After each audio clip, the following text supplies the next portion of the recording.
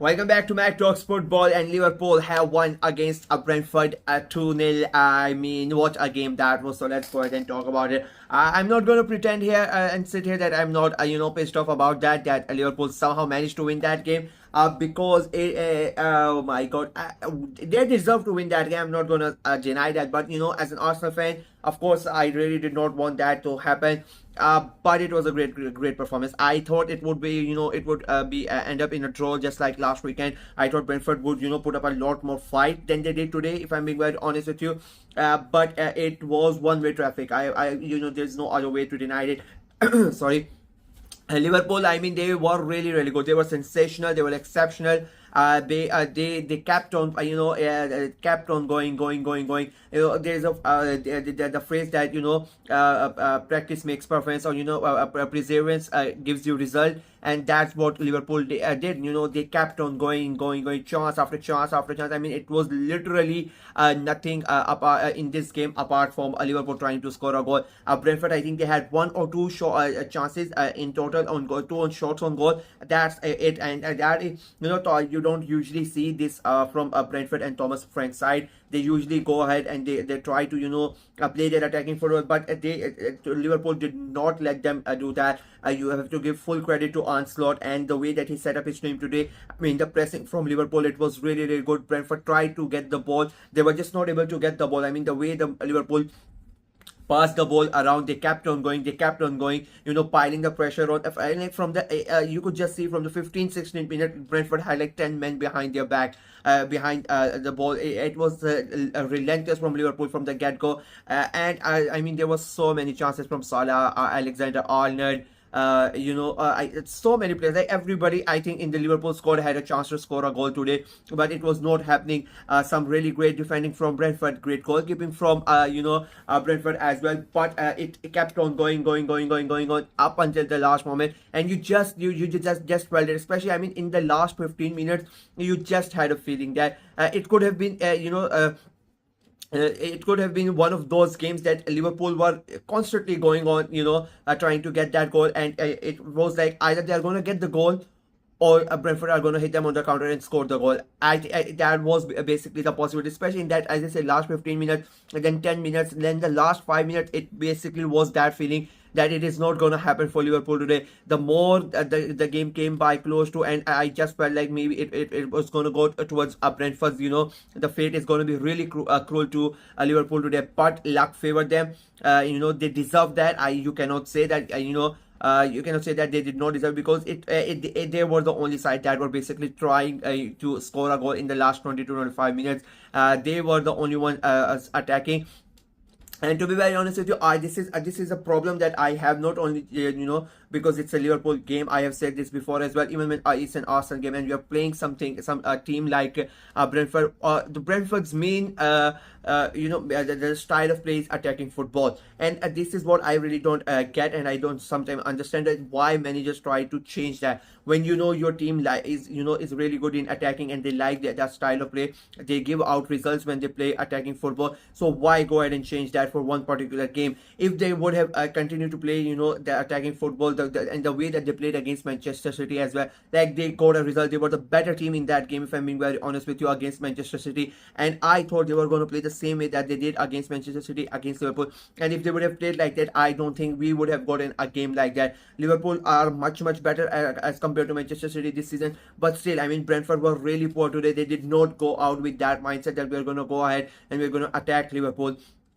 I keep on saying, I've said this about for a month now, that the aura or the respect that Manchester City had, or an Arsenal had last season, this is both Arsenal and Manchester City don't have that respect. The teams are not really fearful from Arsenal and Manchester City this season. Last season, it was a completely different thing, that every mid-table side or the lower half teams, they just thought that it's a game against City, it's a game against Arsenal. So they automatically in their minds, they sort of accepted the defeat.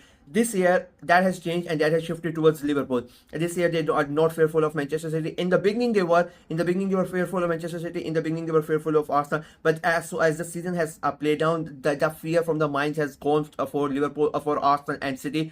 It has been replaced by the fear of Liverpool. Now, automatically, the teams think that because it's Liverpool, we can go ahead and get that we're not gonna get anything out of this game. They are gonna somehow defeat us, and even though this is what happened today. I mean, Liverpool, I cannot say anything apart from that. They deserved it. They kept on winning. That was the only thing that happened. And you just knew that somehow it might break for him, for Liverpool. It had to happen. They were lucky. I think the heartbreaking thing for Brentford is that it had to happen in the 91st minute. I think that was a really cruel thing to happen to Brentford, because if they had to concede, they could have easily conceded early on. But unfortunately for them, they defended so long, the entirety of 90 minutes. 91st minute, they concede that goal. And Darwin Núñez, I mean, so much he gets so much slack, but he comes up with crucial goals for Liverpool.